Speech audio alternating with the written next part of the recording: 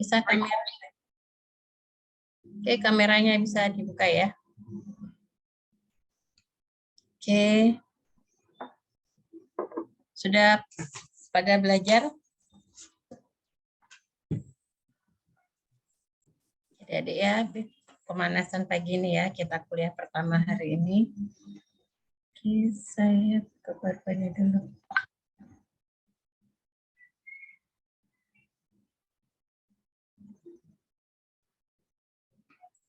Bisa terlihat jelas PowerPoint-nya? Oke. Oke, adik-adik ya, kita mulai kuliah kita hari ini. Suara saya terdengar jelas ya? Di sini agak mendung. Ada yang bermasalah?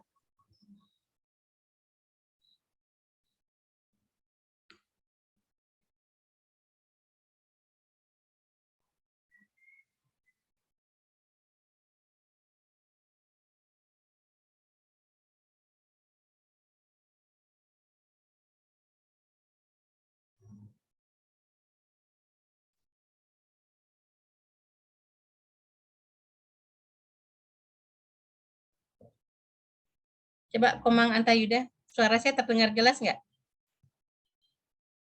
Terdengar, dokter. Oke, berarti kita bisa mulai ya. Oke, adik-adik, materi kita kali ini tentang penyakit infeksi. Adik-adik sudah belajar tentang hemodinamik, terakhir tentang neoplasia ya. Neoplasia itu sebenarnya materi paling pokok ya di PA. Nah, sekarang kita lanjut tentang penyakit infeksi. Ini salah satu materi yang nanti akan banyak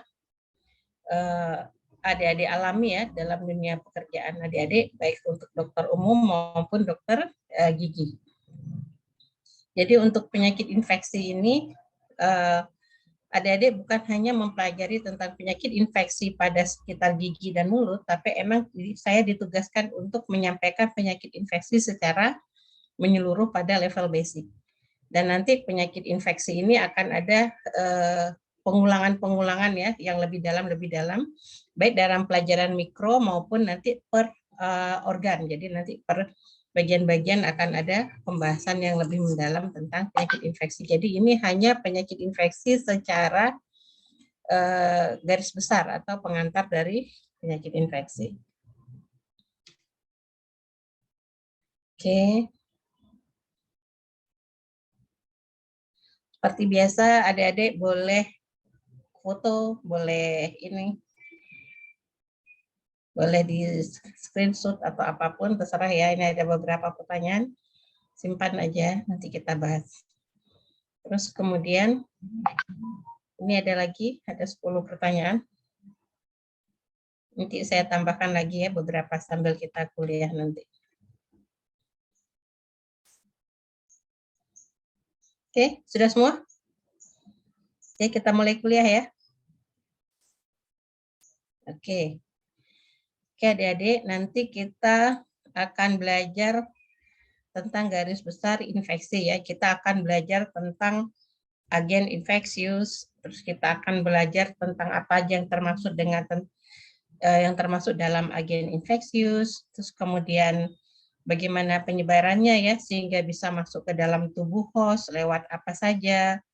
Terus kemudian setelah sampai di dalam tubuh itu dia daerahnya lokal atau dia menyebar. Terus kemudian setelah berkembang biak ya berhasil masuk ke dalam tubuh host, berkembang biak, menimbulkan penyakit pada tubuh host, bagaimana akhirnya dia bisa menyebar lagi keluar dari tubuh host. Jadi pembahasan kita rutenya di situ. Oke, kita mulai dari agen infeksi. Jadi kalau kita berbicara tentang agen infeksi, maka akan berbicara tentang agen infeksi. Yang dimaksud dengan agen infeksi itu adalah mikobakteri atau makhluk hidup yang menimbulkan infeksi, jadi penyebabnya makhluk hidupnya. Kemudian host ini sebenarnya tubuh manusia, kita berbicara tentang manusia ya, bukan di kedokteran hewan, jadi kita host pastilah manusia ya. Jadi kita tidak bicara tentang hewan. Ada juga istilah inang. Nah, nanti hati-hati, inang ini juga kadang-kadang rancu ya, terutama pada falciparum ya, pada malaria. Yang mana yang inang? Yang inang itu nyamuknya apa? Manusianya. Kemudian bagaimana cara masuk, bagaimana rute penyebaran di dalam tubuh. Kemudian satu lagi ya, yang rute penyebaran di dalam tubuh termasuk bagaimana dia bisa menimbulkan sakit. Nah, di PA kita lebih konsen di situnya. Kemudian cara penularannya. Oke, yang termasuk agen infeksius itu salah satu, ada yang termasuk golongan prions. Prions kemudian ada virus, adik-adik sudah tahu virus ya. Ada yang namanya bakteri, ada fungi, protozoa, helminth, dan ektoparasit ya. Nah, ektoparasit ini ada yang memisahkannya, ada yang memasukkannya di dalam bakteri sendiri. Nah, kita mulai dari prions. Oke. Oh, ini ya kategorinya ya, yang termasuk dalam prions itu ukurannya kurang dari 200 nanometer. Jadi nanometer itu sejuta. Ya, mikro sejuta ya. Nanometer itu tambah lebih kecil 1000 kali lagi gitu ya. Dan dia hidup intraseluler ya. Nanti kita bahas. Prion ini dikatakan dia hanya berbentuk protein saja. Jadi nanti kita lihat bedanya dengan virus. Kemudian yang paling kecil itu prions. Mungkin prion ini tidak akan banyak saya bahas ya. Ini saya lihat di buku catatan SMA sudah ada pembahasan sedikit tentang prions. Kemudian virus. Virus itu agen infeksi yang ukurannya sedikit lebih besar daripada prion. Kalau prion itu kurang dari 2 nanometer, maka virus itu 20 sampai 400 nanometer. Nah, dia itu obligat interseluler ya. Jadi dia itu bisa hidup di dalam sel. Jadi berkembang biaknya itu harus dia bergantung pada sel. Kalau di luar sel dia nggak bisa replikasi, tidak bisa berkembang biak. Dia hanya bisa berkembang biak apabila sudah masuk ke makhluk hidup. Nah, kalau prions itu dia intraseluler. Beda prion dengan virus. Prion itu dia hanya sejenis protein. Jadi bukan DNA, bukan RNA seperti virus ya. Kalau virus kan ada virus. Kalau virus itu isinya komponen inti. Komponen inti isinya ya. Jadi komponen inti kita itu ada yang namanya DNA, adik-adik sudah kenal ya. Namanya DNA, ada yang RNA. Kalau prion itu dia lebih kecil dari komponen DNA dan RNA. Jadi dia suatu protein yang dikatakan menempel pada pada DNA atau pada RNA. Jadi dia mengganggu pada inti gitu loh. Jadi sifat mengganggunya pada level inti dia hanya berupa seperti protein gumpalan daging gitu aja kecil, dan dia mengganggu sistem replikasi kita. Jadi dulu sempat dibahas prion ini masuk apa? Masuk mikroorganisme atau bukan? Kalau dia termasuk suatu kelainan genetik di dalam tubuh, kenapa bisa menular ke orang lain gitu? Akhirnya masuklah prion di dalam agen infeksi. Ini tidak akan banyak kita bahas ya. Cukup adik-adik tahu ada yang namanya prions. Nah, yang terkecil berikutnya virus, ukurannya 200 sampai 400 nanometer. Nanti akan banyak kita bahas. Terus bakteri ukurannya lebih besar ya. Bakteri ini ukurannya sudah hampir mendekati ukuran sel kita. Jadi kalau di mikroskop, dia sudah mikroskop cahaya yang adik-adik biasa pakai, itu bisa kelihatan ya. Beberapa bakteri ya, bakteri coli, Koken, jadi dia sedikit lebih kecil dari sel kita, ada beberapa yang lebih besar dari sel kita, tapi sebagian besar dia lebih kecil daripada ukuran sel kita, dan dengan mikroskop cahaya yang kita pakai di laboratorium kemarin, beberapa bakteri bisa terlihat. Kalau virus, tidak mungkin kita bisa lihat dengan mikroskop biasa. Kita melihatnya harus dengan mikroskop elektron ya, karena ukurannya sangat kecil. Nah, fungi, jamur ini ukurannya sudah hampir seukuran sel kita.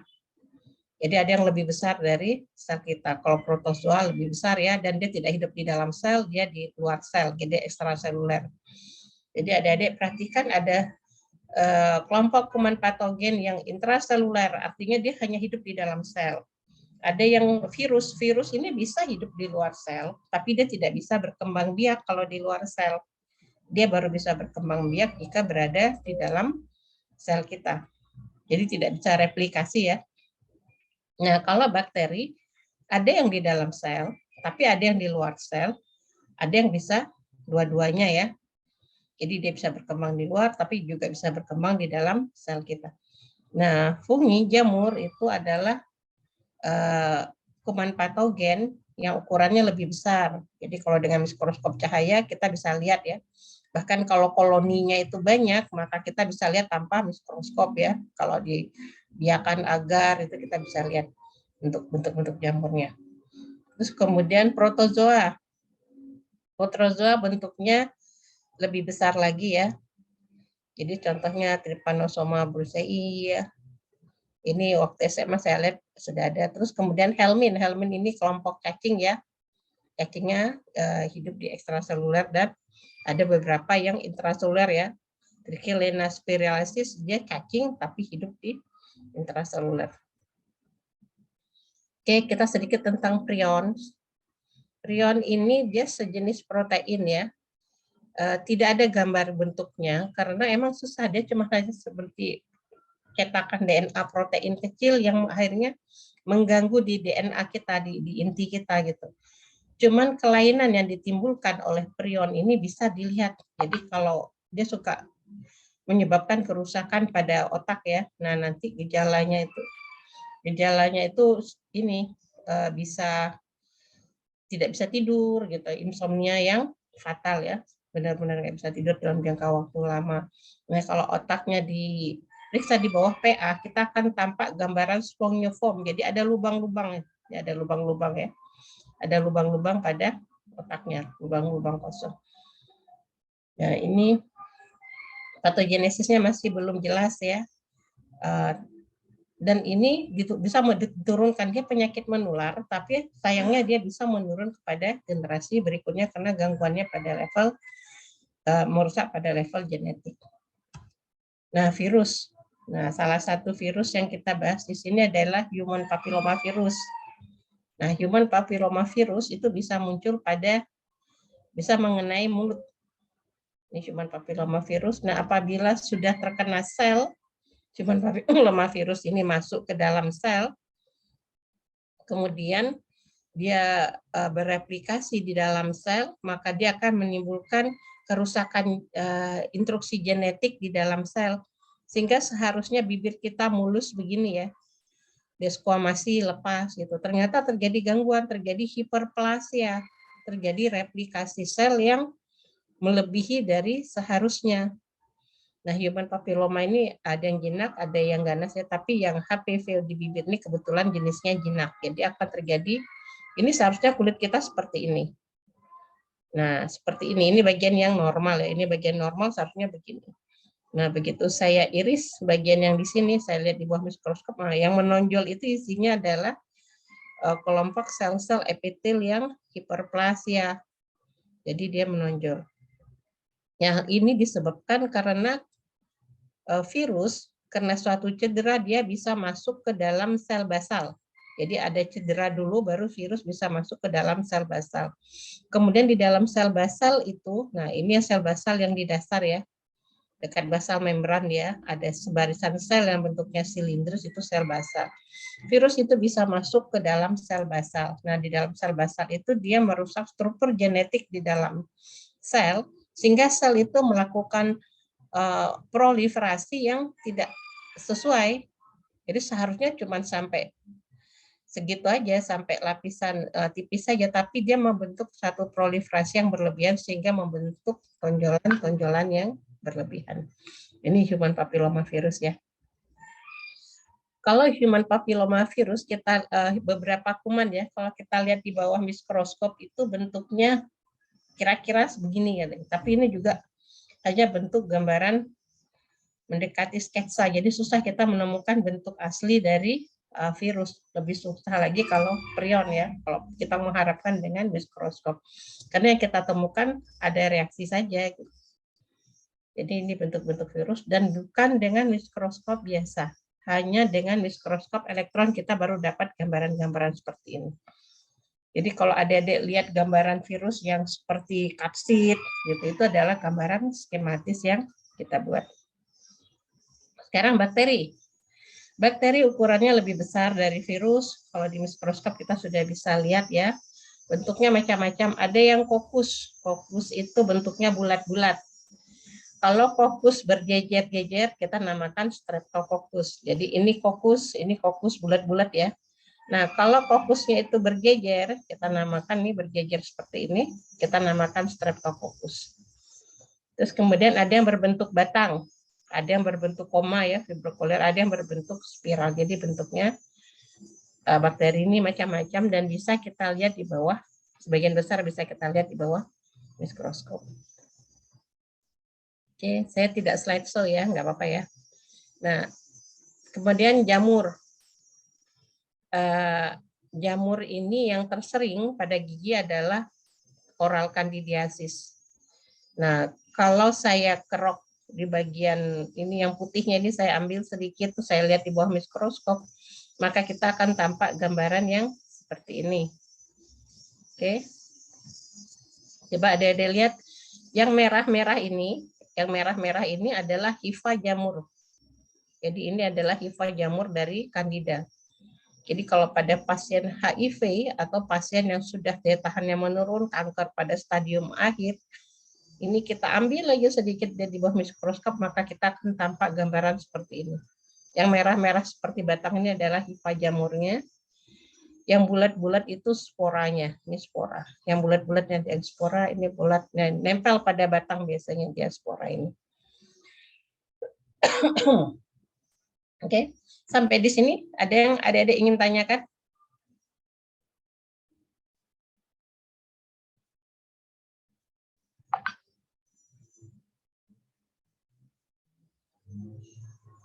Oke, ada yang ingin ditanyakan?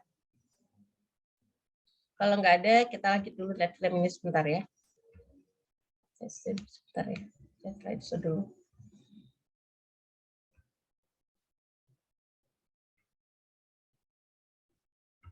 Apa itu infeksi? Terluka, orang-orang di sekitar kita mungkin akan mengingatkan kita untuk membersihkan luka tersebut.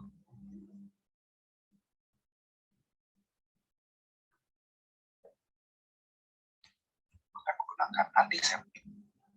Mereka berkata demikian dengan alasan agar tidak terjadi infeksi. Ketika mendengar kata-kata tersebut, terlintas pertanyaan di benak kita, apa itu infeksi?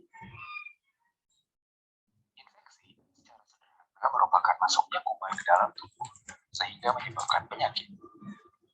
Kuman sendiri merupakan makhluk hidup yang berukuran sangat kecil yang dapat menyebabkan penyakit. Dalam dunia medis, penyebab infeksi dikenal sebagai agen penginfeksi. Agen penginfeksi dapat terbagi menjadi beberapa kelompok besar, yaitu virus, bakteri, jamur, dan parasit. Masing-masing kelompok agen penginfeksi memiliki mekanisme penyebab penyakit yang berbeda-beda. Mari kita lihat satu persatu, dimulai dari virus.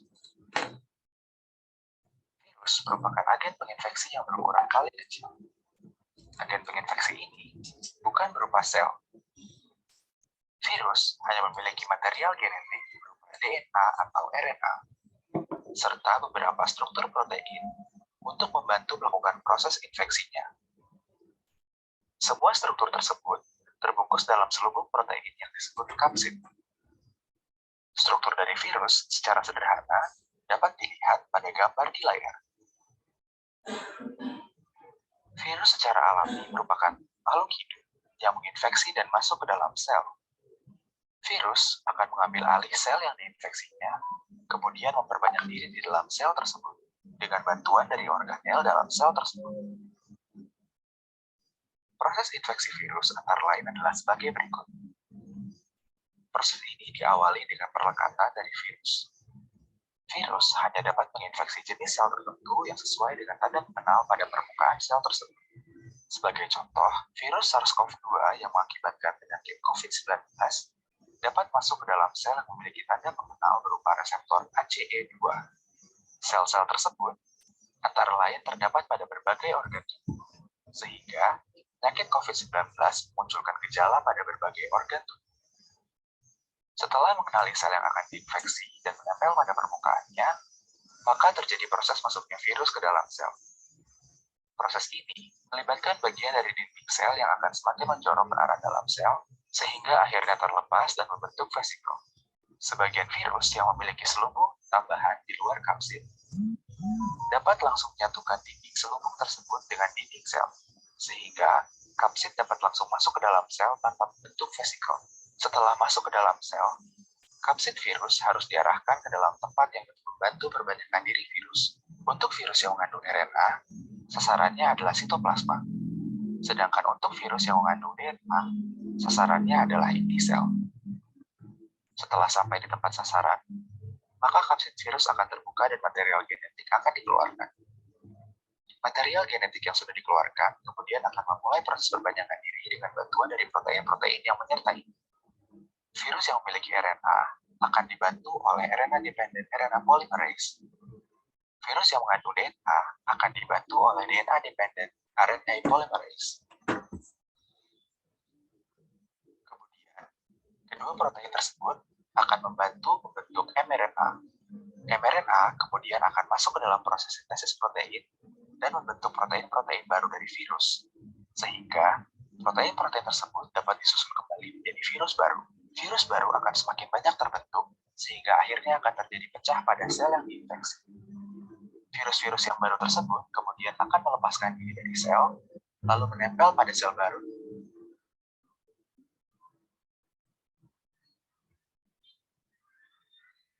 Dan mulai menginfeksi, sehingga siklus berulang. Sebagian virus lainnya juga tidak membentuk protein, dan hanya memperbanyak material genetiknya saja. Material genetik yang terbentuk kemudian akan ikut bersama dengan sel pada saat sel membelah, sehingga terdapat semakin banyak jumlah material genetik tersebut dalam tubuh. Pada suatu saat, material genetik tersebut kemudian dapat membentuk virus-virus baru dan akhirnya mengakibatkan sel tersebut pecah, seperti pada siklus yang dijelaskan sebelumnya. Selanjutnya, kita akan bahas tentang bakteri. Bakteri merupakan agen penginfeksi yang terkecil kedua setelah virus. Bakteri merupakan makhluk hidup yang terdiri dari satu sel, sehingga bakteri dapat menginfeksi di dalam sel dan juga di luar sel, tergantung dari ukuran bakteri tersebut. Sel-sel bakteri mengakibatkan kerusakan melalui dua mekanisme, yaitu zat yang disebut sebagai endotoksin dan juga eksotoksin. Endotoksin merupakan zat yang terletak pada permukaan dinding bakteri, sedangkan eksotoksin merupakan zat yang diproduksi dan dikeluarkan oleh bakteri dari sel. Eksotoksin dapat secara langsung mengakibatkan kerusakan karena dapat mempengaruhi fungsi tertentu pada tubuh manusia. Sedangkan endotoksin dapat mengakibatkan kerusakan akibat respon imun yang dipicu olehnya. Ukuran bakteri secara rata-rata sama dengan ukuran sel tubuh manusia. Selain itu, permukaan tubuh manusia juga memiliki hubungan antar sel yang cukup kuat, sehingga agar bakteri dapat masuk ke dalam tubuh manusia diperlukan adanya luka. Pencegahan infeksi dengan menggunakan antiseptik yang dimaksudkan pada awal video adalah untuk mencegah terjadinya infeksi bakteri. Selanjutnya kita akan membahas mengenai parasit. Parasit merupakan agen penginfeksi hidup dengan mengambil nutrisi dari makhluk hidup yang ditumpanginya. Makhluk hidup yang ditumpangi oleh parasit disebut sebagai inang. Parasit dapat terbagi menjadi dua kelompok besar, yaitu endoparasit dan ektoparasit. Endoparasit merupakan parasit yang hidup di dalam tubuh orang yang terinfeksi, sedangkan ektoparasit merupakan parasit yang hidup di luar tubuh orang yang terinfeksi. Makhluk hidup yang termasuk dalam kelompok endoparasit antara lain adalah cacing dan protozoa. Protozoa merupakan makhluk hidup bersel satu yang memiliki sel mirip seperti sel hewan. Makhluk hidup yang termasuk dalam kelompok ektoparasit adalah serangga yang sangat kecil seperti kutu dan tungau. Kerusakan yang diakibatkan masing-masing parasit bergantung dari cara hidup parasit. Masing-masing parasit juga memiliki kebutuhan nutrisi yang berbeda-beda, sehingga hal tersebut juga mempengaruhi mekanisme infeksinya. Agen penginfeksi yang terakhir adalah jamur. Jamur merupakan makhluk hidup yang pada dasarnya berfungsi untuk menghancurkan zat-zat organik. Berdasarkan cara hidupnya, jamur dapat dikelompokkan menjadi beberapa kelompok, yaitu saprofit, yaitu jamur yang hidup pada jasad makhluk hidup. Simbion, yaitu jamur yang hidup bersama dengan makhluk hidup lainnya, kemudian bekerja sama untuk saling mendukung pertumbuhan satu sama lain. Komensal, yaitu jamur yang hidup bersama dengan makhluk hidup lainnya untuk memperoleh keuntungan tanpa merugikan makhluk hidup tersebut. Kemudian, parasit, yaitu jamur yang hidup bersama dengan makhluk hidup lainnya dan mengambil nutrisi dari makhluk hidup tersebut sehingga bersifat merugikan. Dalam konteks infeksi, jenis jamur yang terlibat adalah jamur yang hidup sebagai parasit. Infeksi jamur dapat merusak bagian tubuh melalui pertumbuhannya yang cepat sehingga dapat merusak jaringan tempat tumbuhnya. Pertumbuhan jamur pada permukaan tubuh dapat menembus jaringan, seperti lumut yang tumbuh pada permukaan batu. Pada umumnya, individu dengan imunitas baik memiliki risiko infeksi jamur yang sangat rendah.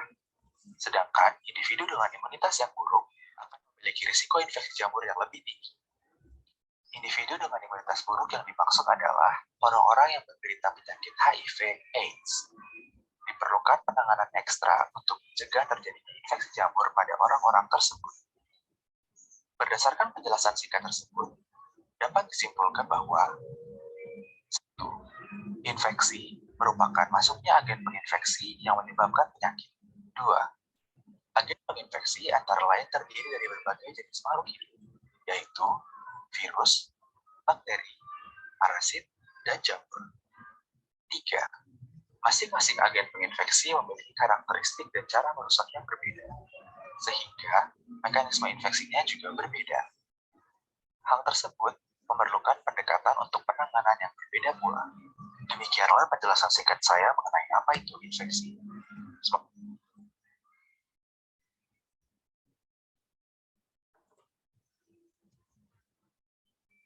Oke, adik-adik kita lanjut lagi ya. Jadi tempat masuknya kuman ya. Nah, tempat masuknya kuman ke dalam tubuh kita itu bisa melalui kulit, bisa melalui saluran cerna, bisa melalui saluran pernafasan, bisa melalui saluran urogenital ya. Nah, kalau pada kulit sebenarnya ada lapisan epidermis ya pada kulit kita atau lapisan kulit yang sebenarnya sebagai pelindung kita. Jadi biasanya untuk masuk lewat kulit itu dia bisa melalui luka ya seperti film tadi, tapi bisa juga ini bisa melalui jarum atau bisa juga melalui inseksi. Jadi digigit nyamuk misalnya akhirnya kumannya ikut masuk atau digigit hewan-hewan yang membawa parasit. Terus kemudian saluran cerna. Pada saluran cerna ini biasanya dia masuk bersama dengan makanan, paling sering masuk, atau tangan, apabila tangan kita tidak dicuci ya. Terus kalau saluran nafas ya, dia terbawa ya dari droplet, kemudian droplet dari seseorang yang terinfeksi lepas ke udara, kemudian dibawa ke dalam saluran nafas kita ya. Contohnya virus influenza, caranya penyebaran begitu. Jadi cukup adik-adik bernafas atau bersin ya di depan seseorang yang sakit, maka dengan cepat adik-adik akan terkena. Kemudian urogenital, ini saluran urogenital ya, biasanya melalui hubungan seksual ya. Nah, sekarang kita belajar kalau adik-adik melihat ya pada orang-orang yang imunokompromis itu kenapa atau ditemukan kandida. Sebenarnya jamur kandida itu ada pada semua vagina wanita dan juga ada pada mulut manusia. Cuman jumlahnya pada orang sehat tidak banyak. Pada orang-orang yang daya tahan tubuhnya menurun, jadi contohnya pada pasien HIV, pada pasien yang hepatitis atau serosis hepatis yang sudah stadium lanjut, yaitu pasti daya tahan tubuhnya menurun. pada orang yang menderita kanker stadium 4, pasti daya tahan tubuhnya juga akan menurun gitu loh. Pada pasien sepsis juga daya tahan tubuhnya akan menurun ya. Kenapa mereka gampang ditumbuhi oleh jamur ya? Sedangkan pada kita orang-orang normal tidak. Karena pada mulut kita terdapat lapisan mukosa, itu perlindungan pertama. Di samping itu juga kalau dia masuk ke dalam lambung, keasaman lambung juga akan membunuh bakteri dan membunuh beberapa jamur gitu. Terus mukus kental ya, mukus kental pada usus, juga mukus kental itu jadi bahan lendir kental itu pada vagina, itu juga dia membantu mengeluarkan jamur dari vagina wanita gitu. Terus kemudian enzim-enzim pencernaan ya, yang dikeluarkan oleh pankreas juga dia akan menghancurkan kuman, bakteri atau apapun yang masuk ya. Terus kemudian juga ada reaksi imunoglobulin ya. Imunoglobulin ini pada permukaan mukosa ada sekresi imunoglobulin A. Nah ini dia akan membantu membunuh kuman-kuman yang tidak diperlukan. Nah kemudian pada saluran nafas, sebenarnya banyak virus yang masuk ke dalam saluran nafas kita setiap hari ya dari udara. Tapi jika tubuh kita masih bagus, ada bagian namanya mukosiliar. Mukosiliar itu kayak silia di dalam saluran pernafasan kita. Dia selalu bergerak keluar. Nah, mukosiliar inilah yang membuang kotoran dari dalam tubuh kita ke arah luar ya. Jadi salah satu produk mukosiliar itu kita ketemu kotoran hidung, itu adalah produk dari mukosiliar. Kemudian dia dibuang. Di lapisan mukosa pun terdapat sel-sel radang, makrofag. Jadi kalau makrofag ketemu virus, ketemu sel radang, dia duluan yang bekerja untuk membunuh kumannya. Cuman kadang-kadang virus itu terlalu kuat atau terlalu banyak sehingga makrofag atau daya tahan tubuh kita tidak bisa membunuh semuanya, sehingga ada sebagian yang lolos masuk ke dalam tubuh kita. Di samping makrofag kita ada neutrofil juga. Neutrofil ini membunuh kuman dengan mengeluarkan TNF-alfa, mengeluarkan interleukin ya, sama dengan reaksi radang. Jadi reaksi radang yang dimunculkan oleh neutrofil itu sebenarnya reaksi untuk mengeluarkan kuman. Cuman kadang-kadang jika jumlahnya terlalu banyak, maka tubuh kita juga kalah. Kulit ya. Jadi kulit juga sebenarnya kuman-kuman itu banyak menempel di kulit kita. Cuman kulit kita punya punya lapisan basal membran yang tebal, sehingga basal membran ini sulit ditembus oleh virus maupun oleh bakteri sebenarnya. Cuman jika dia mengeluarkan eksotoksin atau endotoksin, bisa menembus lapisan barrier kulit tersebut atau terjadi luka gitu, bisa menembus lapisan kulit. Kalau dia cuma menempel di kulit, ada sistem di tubuh kita melepaskan jaringan keratinnya, jadi lapisan terluasnya. Jadi dia menempel di kulit kemudian lepas, menempel di kulit bagian terluar dari kita, kemudian seiring dengan kulit kita mengalami maturasi terjadi desquamasi ya, pelepasan lapisan keratin, sehingga kuman tersebut ikut terbuang keluar. Nah, yang ingin kita bahas lagi, apa yang terjadi jika kuman tersebut sudah masuk menembus barrier mukosa kita gitu loh. Nah, sebagiannya akan menyebar ikut pembuluh darah ke organ-organ tertentu yang emang sudah tempat menyebarnya. Jadi misalnya virus hepatitis gitu. Virus hepatitis reseptornya itu ada di hepar gitu loh. Nah, di tempat lain dia tidak akan bisa menempel, dia akan muter-muter terus sampai dia ketemu sel yang emang klop dengan reseptornya. Jadi kalau dia sudah ketemu reseptor, dia kayak ikatan kunci ya, kunci dan anak kunci. Nah, anak kuncinya itu bisa membuka pintu untuk masuk ke sel hepar. Walaupun dia ketemu sel lain, dia tidak akan masuk ya. Sama dengan virus COVID. Dia sasarannya saluran nafas. Jadi dia akan merusak saluran nafas dulu, masuk ke dalam saluran nafas, dalam sel saluran nafas, baru dia bisa berkembang biak. Nah, setelah itu, sebagian setelah masuk ke dalam sel, dia juga bisa menyebar melalui jaringan limfatik ya. Setelah replikasi di dalam sel ya, virusnya lepas banyak, kemudian selnya hancur, virusnya lepas banyak, terbawa melalui jaringan limfatik atau pembuluh limfa kita dan juga menyebar ke organ-organ tertentu. Terus bisa juga melalui jaringan saraf ya.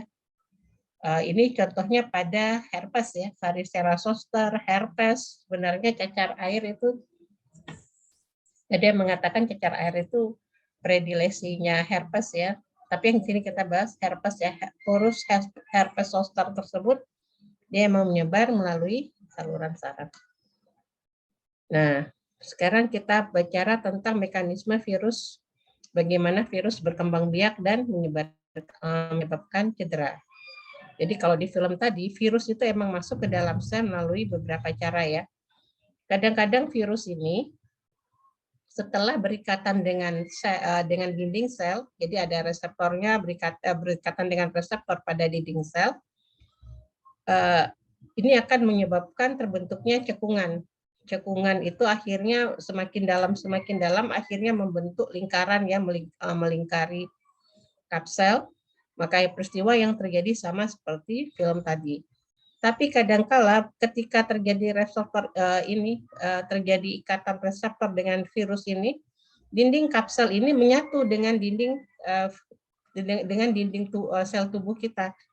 Kemudian sel DNA dari dalamnya masuk ke dalam sel. Jadi tidak membentuk vesikel, tapi dindingnya menyatu, isi dalamnya tumpah ke dalam dinding sel, dan nanti dia akan mencari sasaran di mana tempat yang cocok. Jadi beda virus, beda targetnya di dalam sel. Jadi ada yang virus DNA, dia akan ke inti sel, ada virus RNA, ada yang dia di sitoplasma, ada yang cuman bahan inti itu ya di sitoplasma ini aja, kemudian dia replikasinya dari bahan-bahan yang ada di sitoplasma gitu. Jadi berbeda-beda pada masing-masing virus. Dan kemudian nanti virusnya bereplikasi ya. Jadi ada yang selnya pecah, yang DNA biasanya terbentuk lagi sel yang sama yang mengandung DNA protein virus juga yang sama, terbentuk 2 sel ya. Kemudian bereplikasi menjadi banyak sel dan akhirnya juga terjadi kerusakan sel dan dia bisa menyebar ke seluruh tubuh kita melalui pembuluh darah dan pembuluh limfa. Terus kalau untuk virus herpes zoster dia lewat saraf ya penyebarannya. Dan yang ini dibahas di sini bagaimana, ini dulu ya saya jelaskan.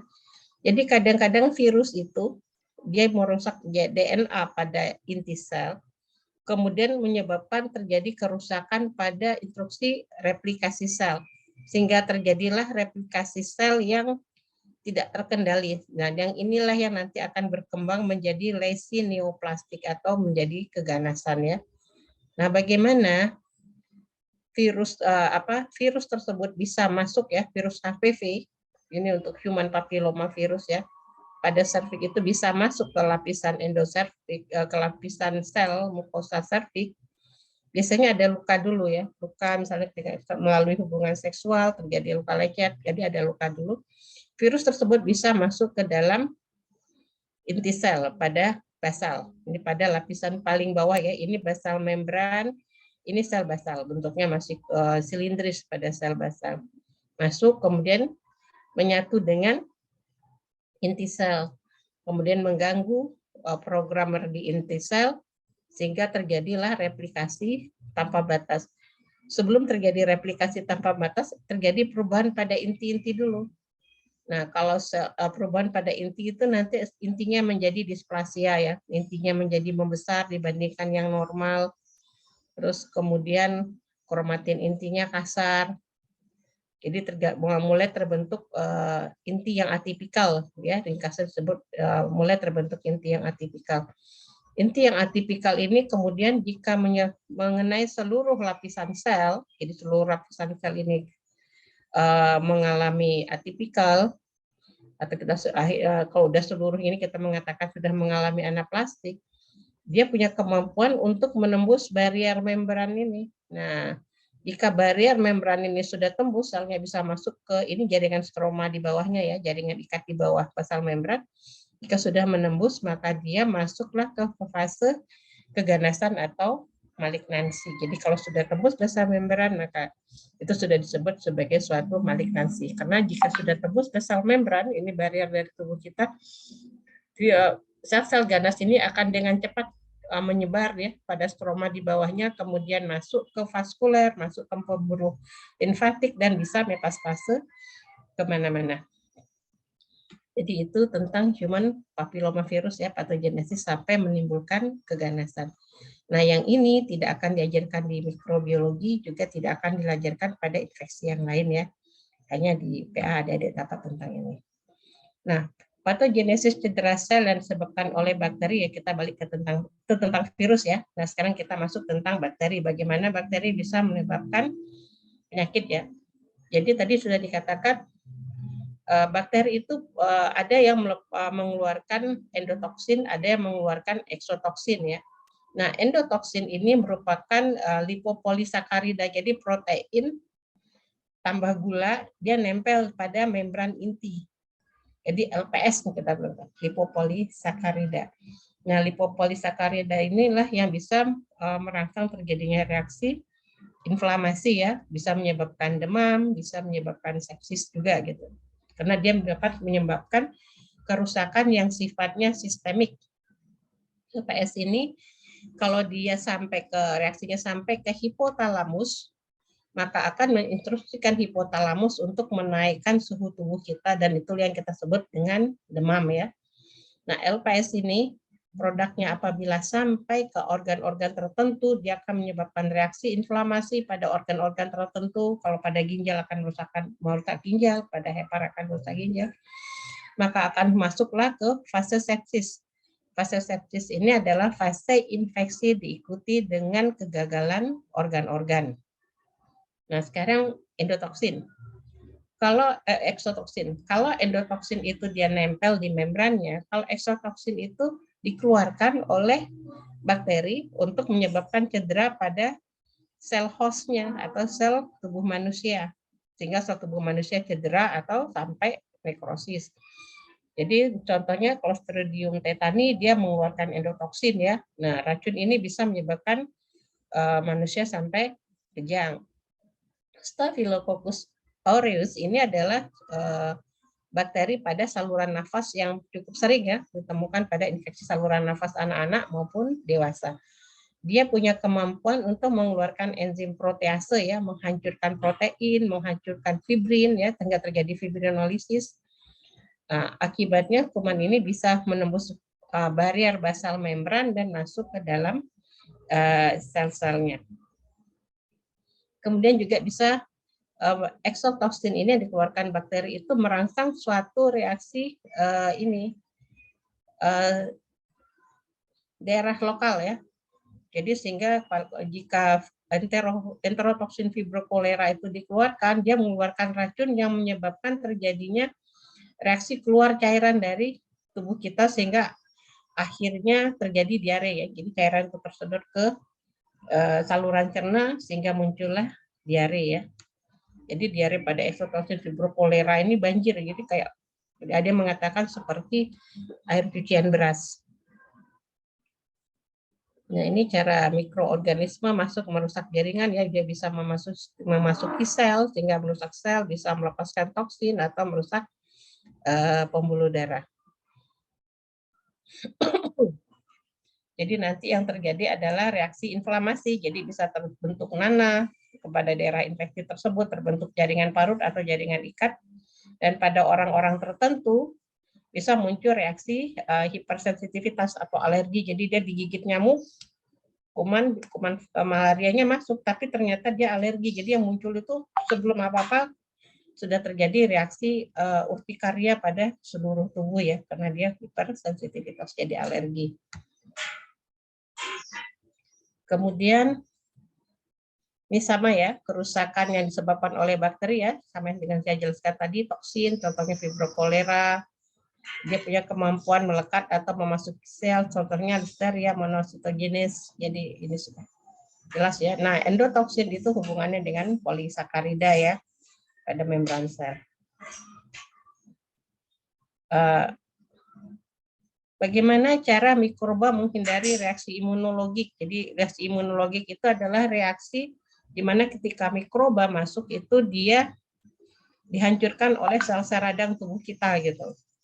Nah, pada saluran cerna dia tidak mau menempel ke mukosa, dia selalu berada pada lumen sehingga tidak terjangkau oleh sel-sel radang atau sel-sel imun kita gitu.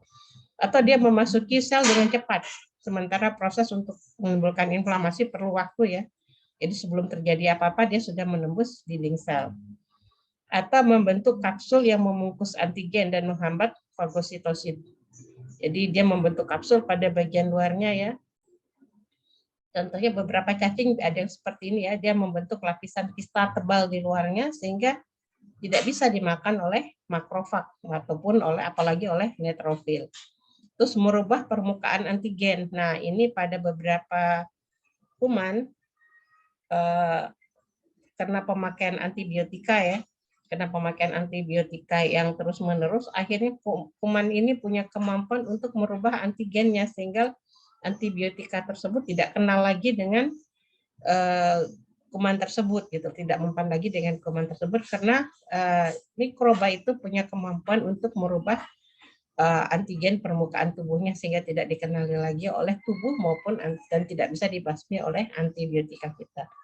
Terus menginfeksi limfogen. Nah, limfogen ini adalah saluran atau sistem limfoid ini merupakan sistem pertahanan dalam tubuh kita. Nah, jika kuman yang menginfeksi ini langsung menginfeksi limfogen, sama seperti kalau kita mau masuk penjara yang kita sogok itu polisinya dulu atau penjaga penjaranya dulu gitu loh. Jadi mereka yang udah kita hancur-hancurin dulu sehingga kita gampang masuk ke dalam penjara. Jadi sistem pertahanan tubuhnya dihancurin dulu. Nah, contohnya ini pada HIV. Jadi sistem pertahanan tubuhnya dulu dihancurkan oleh kuman HIV sehingga jamur pun bisa tumbuh dengan cepat pada orang-orang yang menderita HIV. Apalagi infeksi nafas ya, saluran nafas.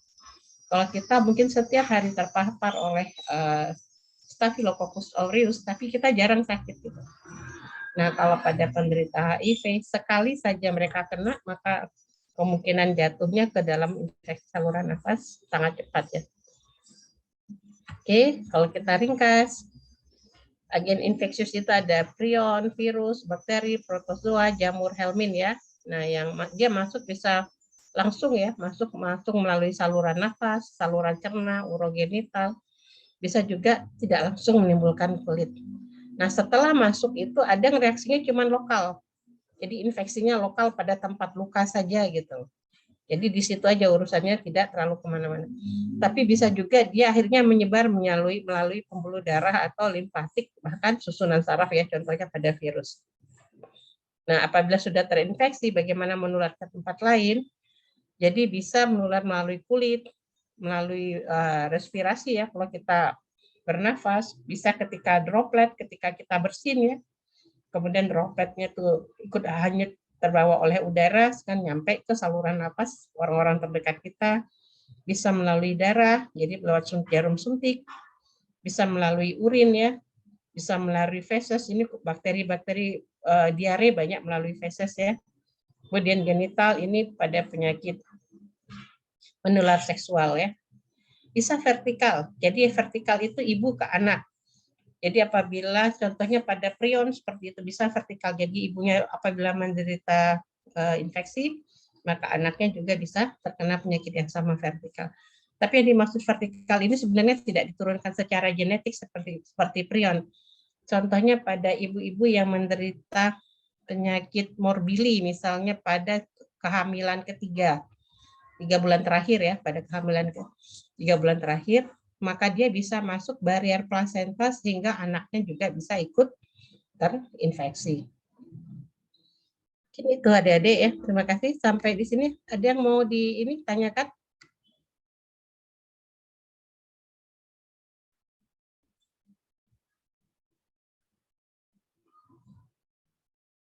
Oke, sampai di sini udah ngantuk. Ada yang mau ditanyakan adik-adik? Udah paham semua?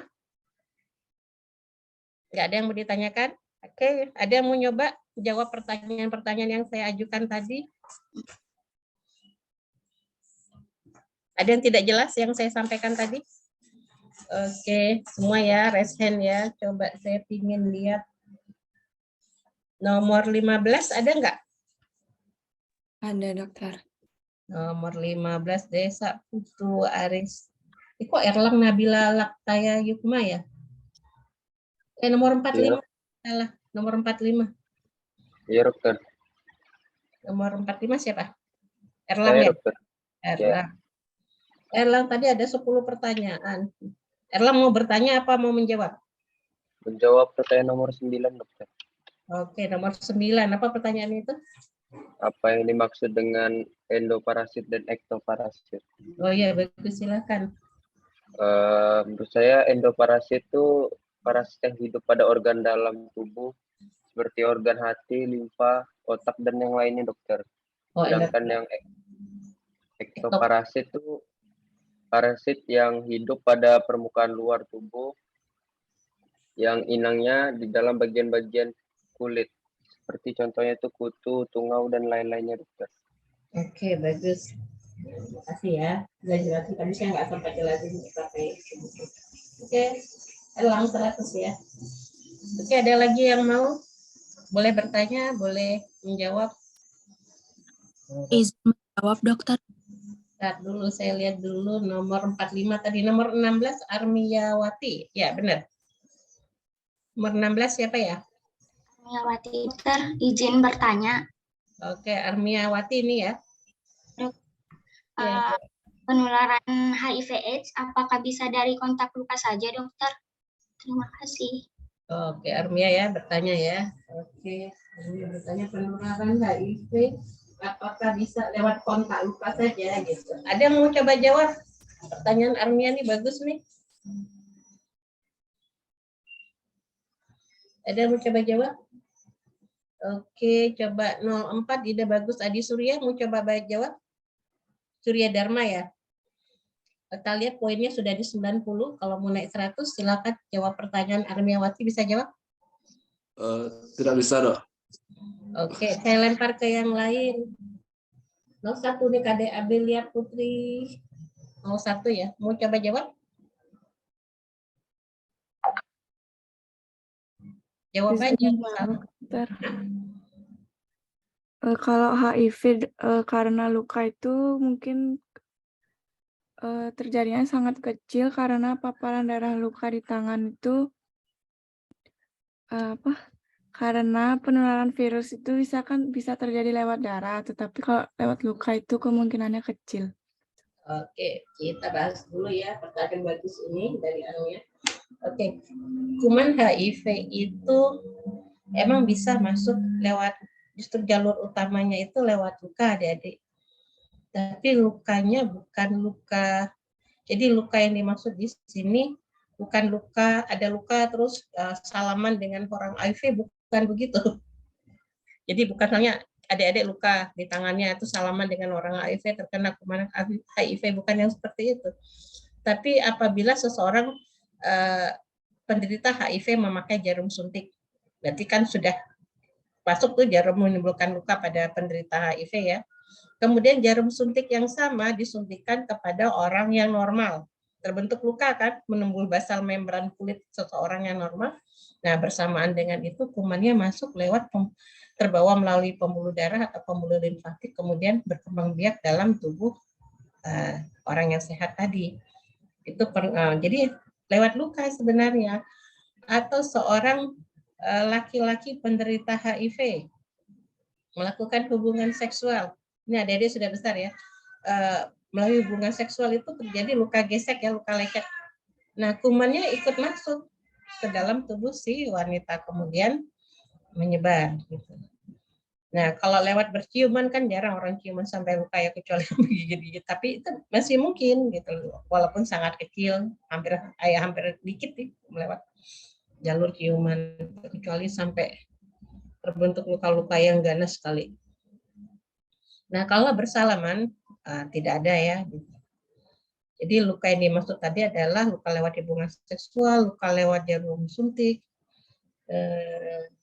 Dan juga ada kemungkinan ini lewat vertikal. Vertikal itu jika ibunya menderita HIV, darah ibu-ibu yang sudah mengandung kuman HIV ini ikut masuk lewat ari-ari ke anak. Jadi anaknya atau janinnya juga bisa terinfeksi HIV. Jadi cara penularannya yang bukan lewat luka, yang vertikal itu dari ibu dan anak. Tidak ada luka, cuma dia terbawa melalui pembuluh darah masuk ke anak. Oke, kalau sudah jelas Armiawati pertanyaannya? Sudah dokter, terima kasih. Oke, Armiawati 80 ya kalau untuk bertanya. Erlang, Armia, oke. Ada lagi yang ingin bertanya? Ya, ingin menjawab boleh, bertanya boleh. Izin menjawab, dokter. Dokter. Nomor berapa? Nomor absen 020. 020. Azhara Putri 020. Azhara sudah nilainya di 100 ya. Saya nggak ngasih dulu ya. Saya kasih yang lain ya. Izin menjawab pertanyaan, dokter. Jawab, dokter. 041 Surya Dharma sudah. 06. Sebentar. 43 itu Niputu Echa Dewi masih ini udah keluar ya? Izin menjawab, dokter. Untuk Echa Dewi sudah pindah, dokter. Echa Dewi sudah pindah. Oke, batas kosong semua. Oke. Izin menjawab, dok. Oke, Komang Artayuda mau nyoba pertanyaan nomor berapa? Saya mau menjawab pertanyaan nomor 3, dokter. Oke, silakan. Apa itu pertanyaannya? Pertanyaannya itu manakah dari agen tersebut, infeksi Ya. tersebut yang intraseluler, obligit intraseluler, fakultatif intraseluler, dan ekstraseluler. Oke, silakan. Nah, yang menurut saya intraseluler itu ada 2, dokter, yaitu prions dan helminths. Untuk obligate intraseluler ada virus, bakteri, dan protozoa. Untuk Ya. fakultatif intraseluler ada bakteri, fungi, dan protozoa. Untuk ekstraseluler ada bakteri, fungi, protozoa, dan helminths, dokter. Oke, 100 ya. Ya, dokter, terima kasih, dokter. Artayuda nomor 12 ya absennya ya. Ya, dokter. Oke. Ada lagi ide bagus. Adi Surya mau coba jawab nomor berapa? Izin mencoba menjawab nomor 2, dokter. Oke, silakan. Sebutkan agen infeksi yang Anda ketahui. Yang saya ketahui yaitu prions, virus, bakteria, fungi, protozoa, dan helminths, dokter. Oke, perfect ya. Nomor berapa deh tadi? Nomor 6 ya? Absen 4, dokter. NP4. Nomor 4. Oke. Oh, salah saya baca. Terima kasih, dok.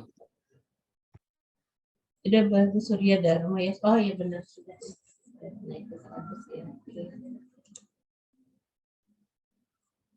Kosong berapa ya? 042 ikut kuliah hari ini? Hadir, dokter. Nah? Hadir. Saya kosong. Ada? Oke. Ada. Mau menjawab pertanyaan apa mau bertanya? Mau coba jawab pertanyaan. Oke, suaranya yang keras ya. Halo, tes. Sudah terdengar, dokter? Udah agak kedengeran. Ya. Mau coba jawab nomor 1. Ya. Definisi infeksi. Infeksi merupakan masuknya agen penginfeksi yang menyebabkan penyakit, dokter. Oke, perfect. Nomor berapa tadi? 042. Nomor 42 ya. Terima kasih, dokter. Ya. 036 gabung.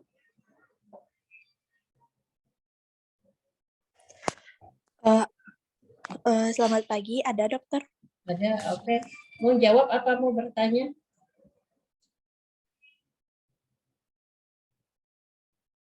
Mau menjawab, dokter? Oke, pilih yang mana?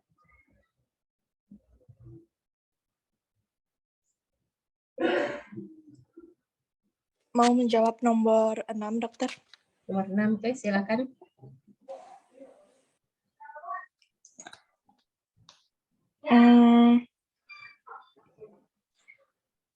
Virus, cara... sebentar, dokter.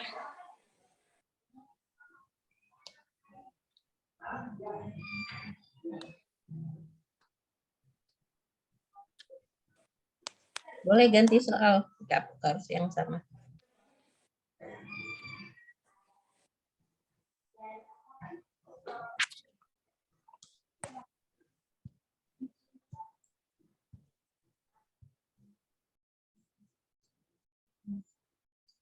Habis ini siap-siap 35 ya. 36, 35. Silahkan milih ya, mau bertanya atau mau menjawab. Izin menjawab nomor 4, dokter. Nomor 4, oke silakan. Bagaimana cara pembiakan virus dalam tubuh host? Yang Oh. pertama, virus bisa menginfeksi dalam sel, lalu mengambil alih sel, dan virus bisa memperbanyak diri di dalam host, dokter. Oke, salah satunya ya? Iya. Ya, bisa deh. Oke. Ada yang mau menambahkan lagi yang nomor 35? Ada yang tahu lagi bagaimana cara virus masuk melakukan replikasi di dalam tubuh hostnya? Izin menjawab, dokter. Nomor 35 Pasien ya? 35. Iya, ya. Oke, silakan. Virus itu berkembang biak dalam ada dua cara, yaitu daur litik merupakan siklus reproduksi atau replikasi gemon virus, sehingga pada akhirnya akan menyebabkan kematian pada sel inang, termasuk virus hidup. Yang kedua itu daur lisogenik, merupakan daur replikasi genom virus tanpa menghancurkan sel inang, artinya virus berintegrasi atau bergabung dengan menyisipkan ke dalam kromosom bakteri. Itu, dokter. Oke, ya. Tadi udah dijelaskan. Oke. Jadi ada dua ya. Jadi virusnya itu masuk ke dalam sel, terus kemudian bereplikasi. Banyak virusnya, akhirnya selnya pecah, gampangnya begitu ya.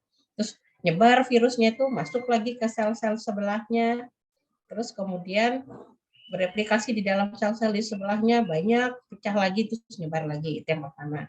Yang kedua, sel dia nggak pecah. Tadi sudah digambarkan ya. Dia ambil alih masuk ke dalam otaknya sel, kemudian membentuk protein di situ. Nah, akhirnya dia menjadi raja di dalam sel tersebut. Dia membuat protein yang sesuai untuk dia di dalam sel tersebut. Kemudian selnya ini bereplikasi. Nah, kumannya juga protein virusnya juga ikut bereplikasi. Jadi setiap sel-sel tersebut berisi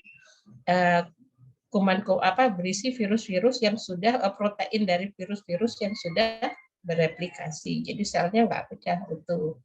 Bisa dipahami ya? Jadi gampangnya gitu dia. Untuk gampangnya penjelasannya seperti itu. 36, 100, oke bisa dah. Nomor 06 mau nanya apa mau menjawab? 06 ada? Imade Agus. Ada.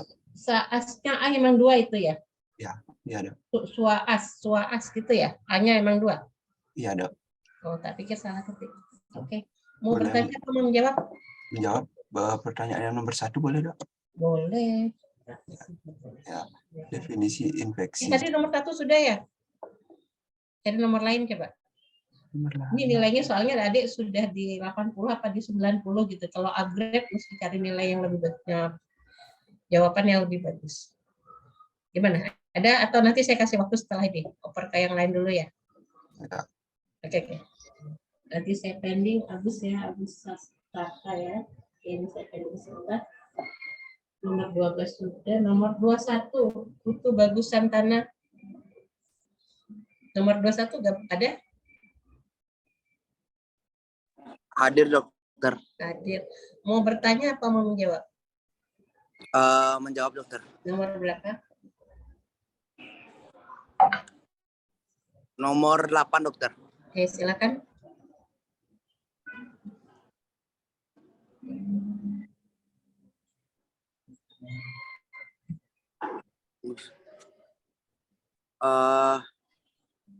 Nyalain kameranya, Putu Bagus. Oh ya.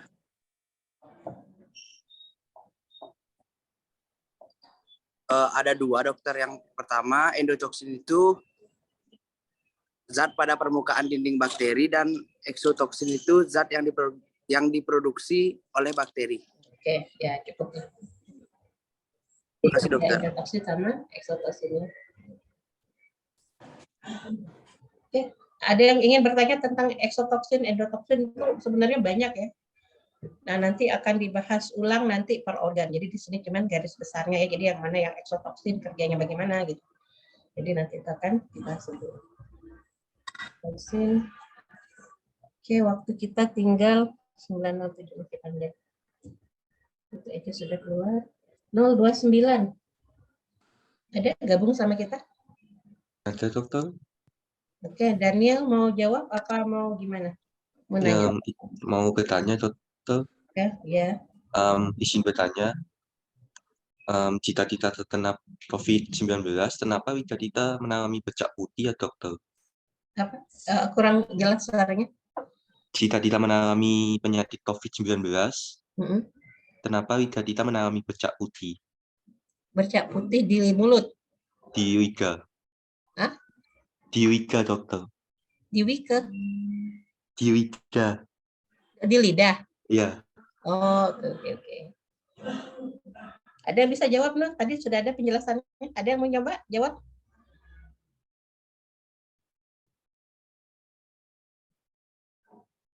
Oke. Ada yang mau nyoba jawab pertanyaan Daniel? Itu pertanyaan bagus ya. Kenapa pada penderita HIV itu ada bercak-bercak putih di lidahnya? Ada yang mau nyoba jawab? Coba nomor berapa ya? 053 ada ya?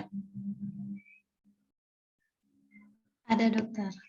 Oke, mau coba jawab, bisa jawab pertanyaan tadi ini dari Daniel? Belum dokter. Belum, oke. Belum ada, oke, siapa yang mau coba ya?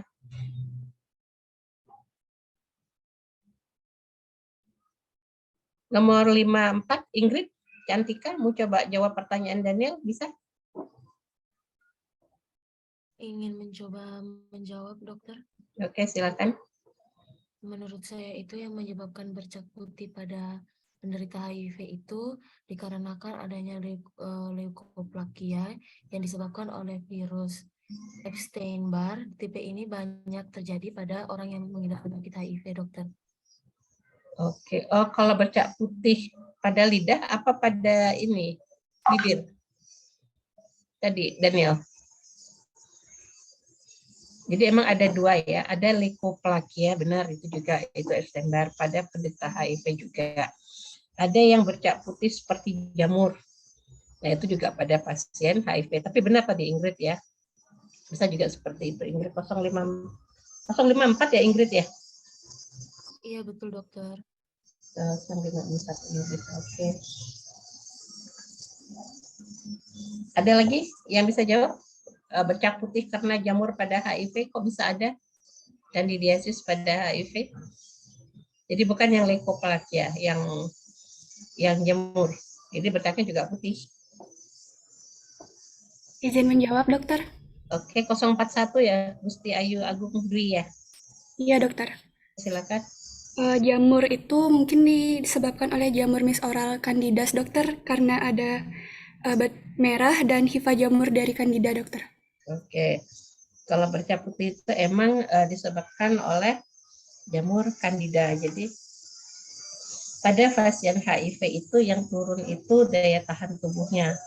Sebenarnya dalam mulut kita tuh kalau diteliti ada aja sedikit spora jamur Candida ini gitu. Cuman dalam tubuh kita ada air liur, terus ada makrofag, ada sel-sel radang yang fungsinya bisa memakan jamur-jamur, jadi masih bibit itu sudah difagosit oleh sistem kekebalan tubuh kita.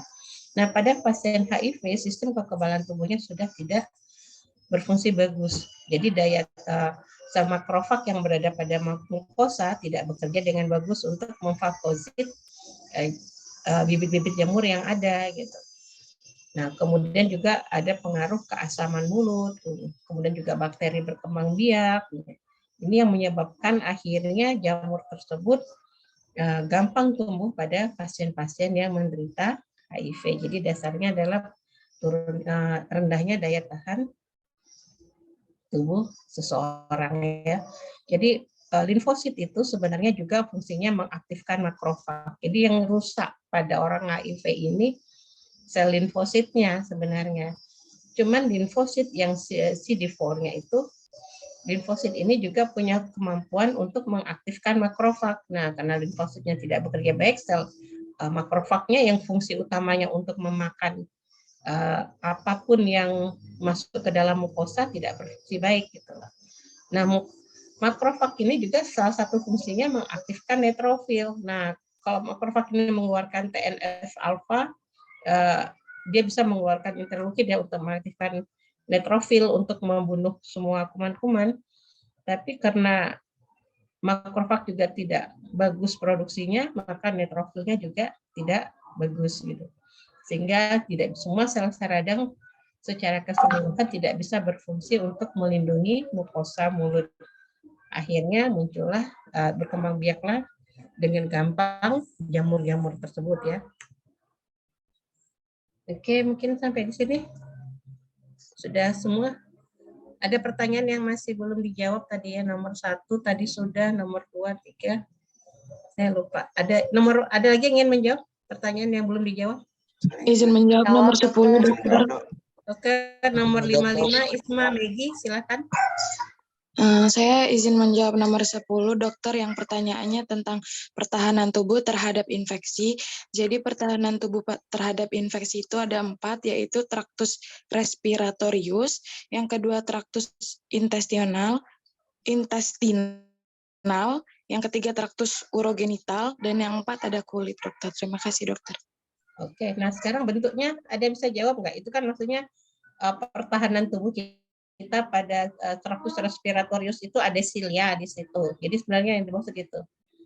Jadi kalau di traktus respiratorius pertahanan tubuh kita terhadap kuman yang masuk dari luar itu dengan silianya. Sebenarnya juga dengan mukus. Itu sebabnya jika ada benda asing atau virus masuk ke dalam hidung adik-adik, maka adik-adik jadi pilek. Jadi pilek ya, keluar lendirnya, dan silianya juga mengeluarkan kotoran. Oke, ada yang lebih ini menambahkan jawaban dari Ismi ya? Izin menambahkan, dokter. Oke, Christopher silakan. Christopher Sanam. Untuk yang pertama, pada traktus respiratorius ada lapisan mukosiliar dan juga ada makrofag neutrofil dalam alveoli. Kedua, traktus intestinal ada keasaman lambung, mukus kental pada usus, enzim litik pankreas, dan juga sekresi imunoglobulin. Ketiga, traktus urogenital ada pembilasan saluran kemih yang berulang-ulang dan juga keasaman pada vagina. Keempat, pada kulit itu ada jaringan keratin yang akan melepaskan virus dan kuman pada permukaan kulit. Oke. 27 sana ya, 100 oke. Dari paham ya? Jadi sebenarnya di dalam saluran kemih kita itu bisa terjadi infeksi ya, apalagi pada wanita ya. Kalau pada laki agak ini.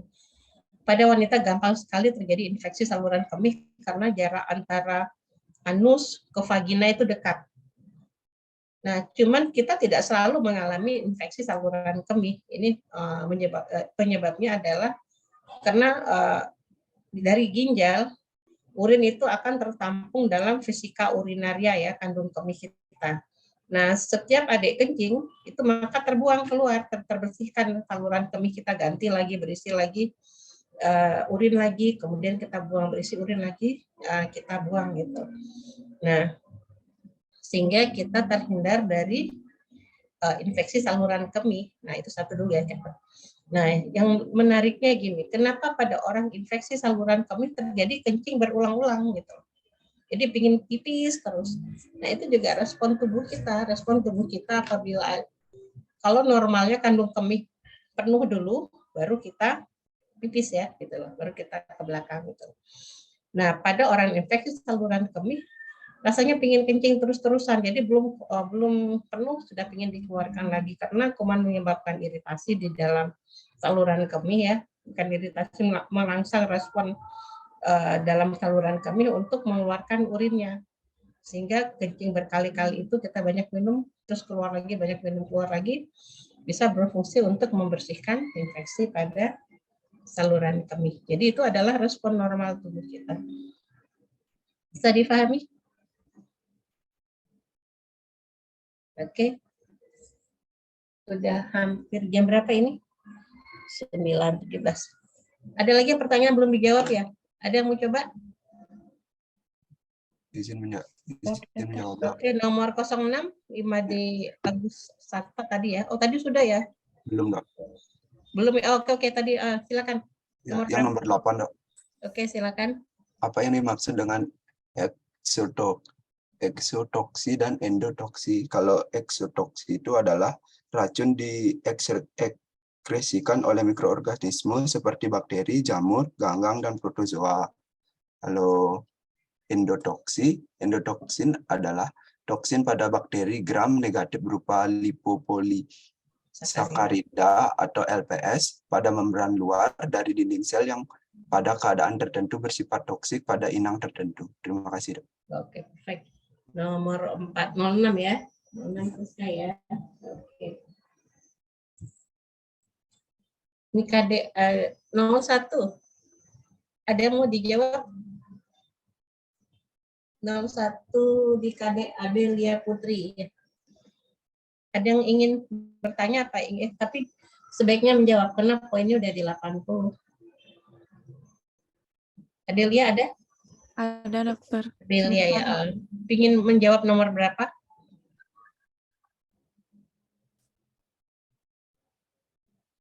Udah susah-susah ya. Udah yang gampang-gampang udah diambil teman-temannya.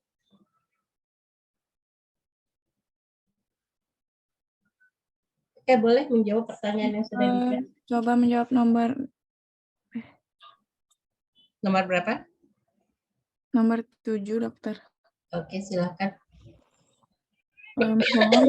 Kita sudah terinfeksi atau kita lagi sakit. Terus kita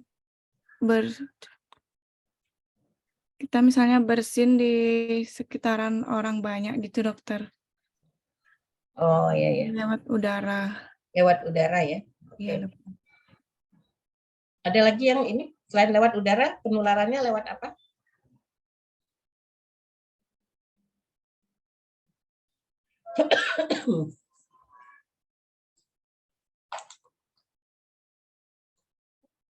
Izin menjawab, Dokter. Saya coba. Oke, Ara silakan. Selain lewat udara itu bisa melalui media transmisi seperti makanan, air, dan benda-benda yang terkontaminasi oleh mikroorganisme, Dokter. Oke, bisa ya. Jadi kuman menular dari tubuh kita bisa lewat bersin, oke. Tadi nomor Abelia, oke deh, 100, oke Abelia ya. Makfiroh 0013 ya. Ya, 100 ya. Oke, adik-adik tentang infeksi ada yang susah? Bisa semua ya.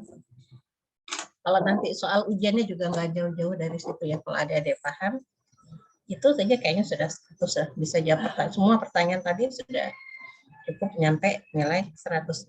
Udah semua pertanyaan terjawab ya. Nomor 3 tadi belum ya? Lupa saya pertanyaan. Saya buka dulu, saya subscribe dulu ya, lihat sebentar.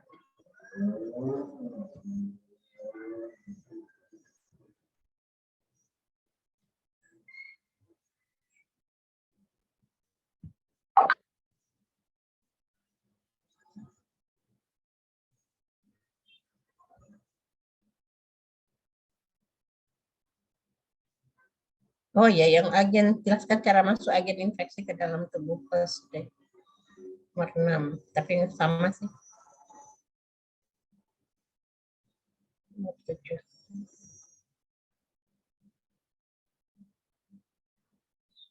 Ya, rasanya sudah cukup sih.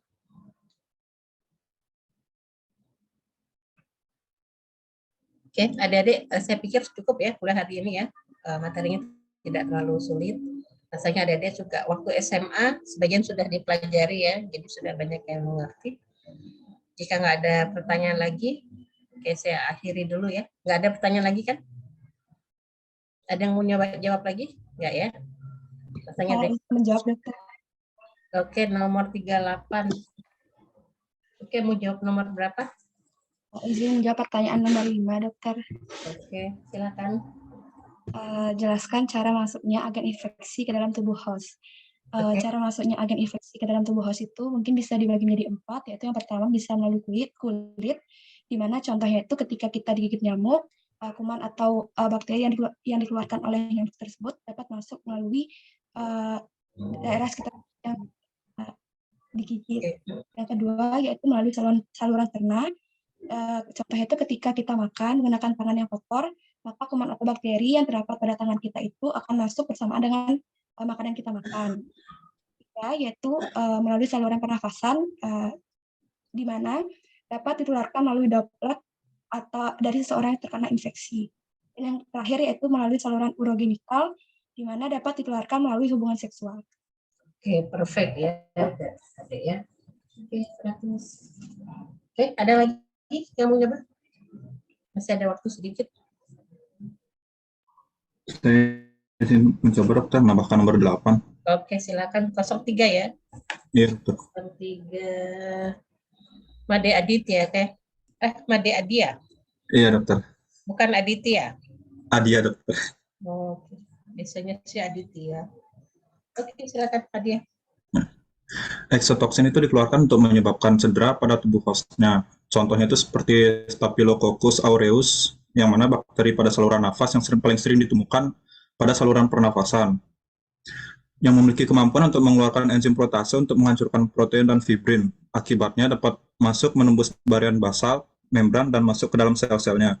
Jika exotoksin mengeluarkan enterotoksin fibrokolera, maka dapat merangsang suatu reaksi diare. Lalu endotoksis, contohnya itu lipopolisakarida, biasanya menempel pada membran inti. Lipopolisakarida bisa menangkal terjadinya inflamasi karena dia dapat menyebabkan kerusakan yang sifatnya sistemik. Kalau lipopolisakarida sampai ke hipotalamus, maka akan memerintahkan hipotalamus untuk menaikkan suhu tubuh kita dan terjadi demam. Jika lipopolisakarida ini produknya sampai ke organ tertentu, maka akan menyebabkan reaksi inflamasi pada organ tersebut, lalu akan masuk ke dalam fase sepsis. Fase sepsis ini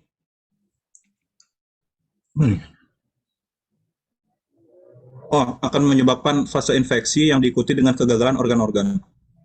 Sudah, dokter. Oke, perfect ya, bagus sekali. Ya, tangkapnya lumayan. Oke, itu bagus ya tentang penjelasan tentang exotoksin dan endotoksin ya. Itu secara global.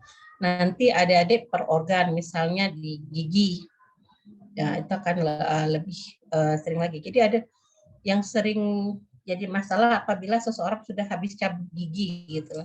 Ternyata akarnya tertinggal. Nah, akar yang tertinggal ini menyebabkan pembuluh darah tidak bisa nutup, repair proses tidak bisa sempurna pada bekas pencabutan gigi. Selalu terbuka. Nah, kemudian kumannya masuk. Nah, kuman itu bisa dia punya endotoksin saja, bisa exotoksin, bisa dua-duanya. Jadi dia punya endotoksin juga, bisa juga mengeluarkan exotoksin. Jadi beberapa bakteri itu dia punya struktur yang namanya LPS ya, lipopolisakarida, itu bahan yang isinya protein sama gula ya, bukan gula seperti bayangan ada, tapi lipopolisakarida itu suatu ya bukan komponen protein, lipo itu lipid, lemak ya, lemak, terus kemudian gula ya, dia jadi sejenis, saya susah membahasakan Indonesianya, jadi lipopolisakarida itu komponen dari basal membran, komponen dari membran ya, dinding sel dari bakteri. Dia mengandung sesuatu yang terdiri dari komponen lipid dan komponen lemak. Jadi bagian dari kuman sebenarnya dia. Cuman zat ini dia punya kemampuan untuk yang seperti dijelaskan oleh teman tadi ya, Adia tadi ya. Dia bisa menyebabkan febris, bisa menyebabkan sepsis. Nah, yang sering terjadi pada pencabutan gigi ya seperti itu. Makanya hati-hati pada pencabutan gigi. Beberapa kuman setelah pencabutan gigi bisa menyebabkan infeksi yang sistemik.